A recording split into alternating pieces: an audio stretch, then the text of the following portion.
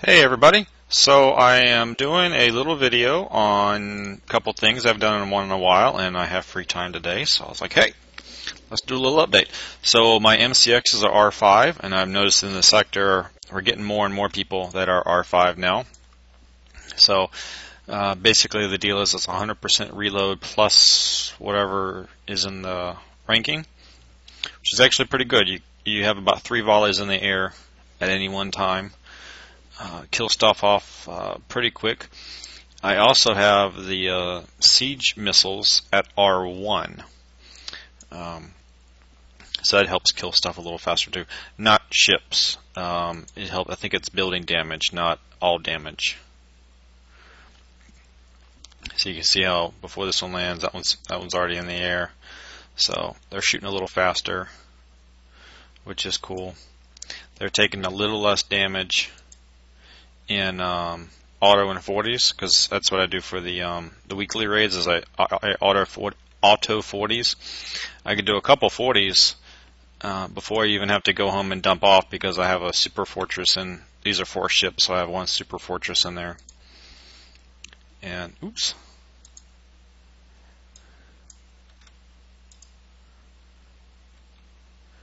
So it does pretty good. I think once the siege missiles are R5'd as well, then you might have something actually a bit more interesting. So let's go back in, talk about a couple things that I've been asked about. A lot of stuff really about retrofitting.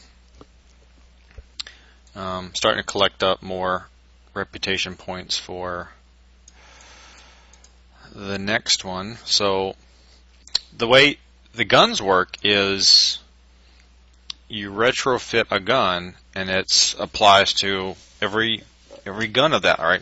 So a siege missile retrofit applies to all siege missiles that you have or might ever get. So if you don't have F, that's fine. You can still retrofit siege missiles, and if you ever pick up the F one, then it will be retrofitted as well. You don't have to redo them over again, and it doesn't matter how many ships are on. I'm doing the siege missiles because I have 3 fleets of siege missiles. Actually, more than 3 fleets of siege missiles. But those are the ones I use the most. So I'm predominantly working on this one first. But if you're a base hitter with mortars, you probably want to do the siege mortars first. Or if you're a big sub guy, right, with the assault torpedo Bs, you might want to be doing the assault torpedoes first.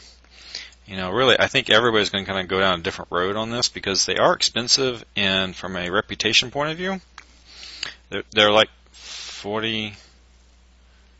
Okay, well the R1 was just straight 40,000. This is 4040 or 4400. So like I said, I got that one to R5. Goliath's already R5. Triton's R5. Don't really care about battle barge. Don't have any of those. None.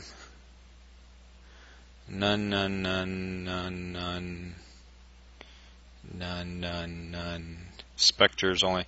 Really what I'm doing now on these, until in between having the rep points, I'm upgrading the subs. So the Barracuda will be at R5 pretty soon, about a week. And then depending on if I have the 40,000, I'll go do the siege missile, which doesn't take very long at all. And then I'll come back and work on a Spectre while I'm getting more rep points for the next siege missile. So plenty of stuff to do. I actually did this one just for the raid because I noticed my hurricanes were turning a lot slower than everybody else, but they're actually one of my faster ships. So unless I'm going to refit the ships, I can't do R3. So what I'm doing on a refit is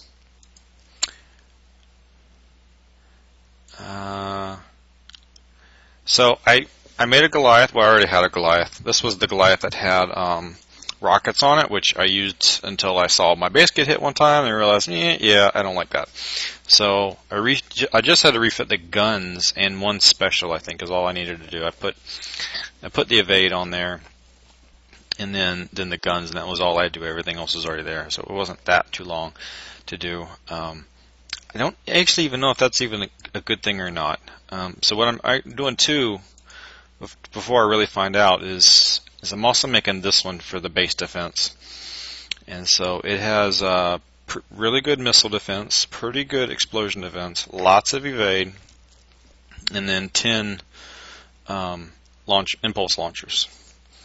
So we'll see how that does. The idea being is if I can swing it, I might have to change the base design to do it, but the idea is I want the Triton and the Goliath to be lined up so that they both shoot at the same time. I think if I could do that, then I can cause a shockwave a lot easier. I think if they're separated and this one has to shoot all by himself, he may or may not ever cause a shockwave. The Triton will more likely cause a shockwave. But it might cause like one before it dies, because it will probably get shockwaved itself a couple times.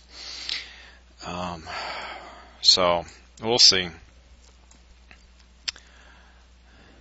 I'm thinking of going down the. This is going to turn to a javelin. I'm thinking of going down the road of changing the specials on the javelins, or some of the specials, maybe not all of them, from what I was using, which was the depleted uranium, to priority targeting. Because here's the thing with the impulse launchers hitting your base. They have to make the shockwave, right? Well, once they've lost one of their ships, it becomes a lot harder for them to make a shockwave. And each ship they lose becomes a lot harder for them to make a shockwave. The guns on an impulse launcher are not that strong. By themselves, they are not good base hitting guns. Only the shockwave is the reason you do it. So if you can remove at least one ship from their attacking fleet, you have really crippled its ability. You've really slowed down their ability to make shockwaves. Unless they just really overloaded you. In which case, overloaded you with guns, in which case they probably don't have a lot of armor. Like 5 Tritons with impulse launchers, right? Well, if you do that, you can almost have no armor and almost no specials to do that. You could do 4 Tritons totally knocked out, and then if you lost one, you're actually still pretty good. So, we'll see. So, my base has been destroyed a couple times from those, so I am not putting out my really heavy, a lot of really heavy Goliaths. This one is a shockwave ship. I have no idea if it's any good or not. I just had it, and so it's there. Who knows? We'll see. So what I've been doing, that's the last raid. What did I get? I just got the gun. I got the gun, and the last raid I got the gun, and I got. I was helping clearing some stuff for other people, so I ended up with enough points to pick up that. So I picked up the impulse launcher, and I picked up this thing. I ended up having enough points for it, and I was like, I don't have that one. So it was just something to spend it on. That's all I really cared about. Basically, each raid I go up one stripe. Just kind of funny. So these ships were still doing pretty good in the raid. I refitted. No, I didn't. I retrofitted the Hurricane, and that made it so that it lined up in turn speed a lot closer to what the SCXs were doing. That's what I did with that one. That's for finishing off thingamajiggers. This one has no armor. This one will go in this one if the Hurricane wasn't there. I did finish one. I started building before the raid some MCXs for assault missiles. So it's before the impulse launchers came out, and so one finished, slightly after the raid. So throwing it in my auto 40 fleet, and it'll rank up really well in there. That's the bulk of what's going on. I haven't changed my base yet. I've seen a couple bases that I've liked recently.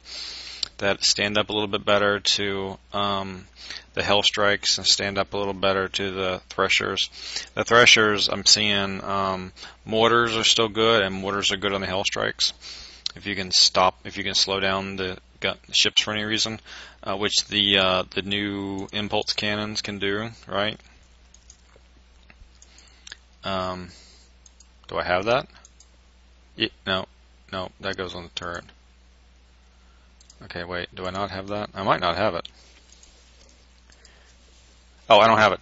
The assault disruptors. You stick that on a fleet of stuff, and you're going to slow something down. Fleet of Goliaths, right, with assault disruptors, you'll slow them down. But you need, what I'm seeing most of the time, the Hell Strikes and even the impulse launchers is mortars tend to be the thing that takes them out. Assault mortars, not the strikes, not the shockwaves that I'm using, but actual assault mortars. The new one, predominantly. And not even always on whatever that other ship is, the Guardian. Not even always on a Guardian, but it can be on pretty much anything. I've seen them on the Vanguards. I see a couple GNXs, see some Goliaths, see some Guardians. Not too many Goliaths, but something, you know. But you want to use that special to make the guns drop fast. The that one. Hold on, it's easier if you see it here.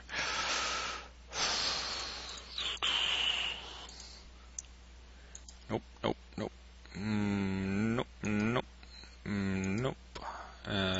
Yes. Oops. This one. Combustion system.